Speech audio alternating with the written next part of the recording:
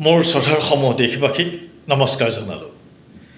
বৰ্তমান সময়ত দেশৰ নিৰীহ জনতাৰ ওপৰত দুষ্কৃতিকাৰীয়ে যি বৰ্বৰতা দেখুৱাইছে, সেয়েহে সমূহ দেশবাসী জাতি ধৰ্ম নিৰ্বিশেষে একত্ৰিত হৈ দুষ্কৃতিকাৰীৰ বিৰুদ্ধে যুঁজ দিব হ'ল। সেয়েহে মই এটি সৰু কবিতা লিখিছিলোঁ। কবিতাটি আপোনালোকৰ সন্মুখত পাঠ কৰিবলৈ ওলাইছোঁ। কবিতাৰ শিৰোনাম সময়। জাগা জাগা জাগা দেশবাসী, পবিত্ৰ ভূমিত শত্ৰু নাখোৱাহা হাতে হাতে ধৰি।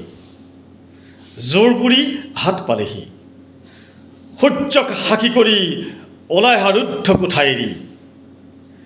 আইৰ আচলৰ তলত দুষ্কৃতিকাৰীক লুকাবলৈ নিদিবা।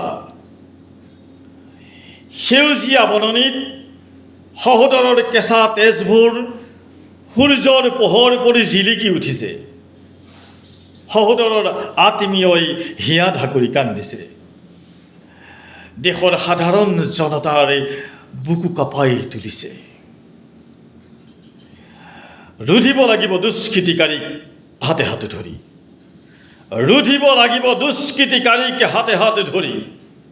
দুষ্কৃতিকাৰীক পৰাস্ত কৰি বিশ্বত জিলিকা অহা পবিত্ৰ আমাৰ ভাৰত ভূমি।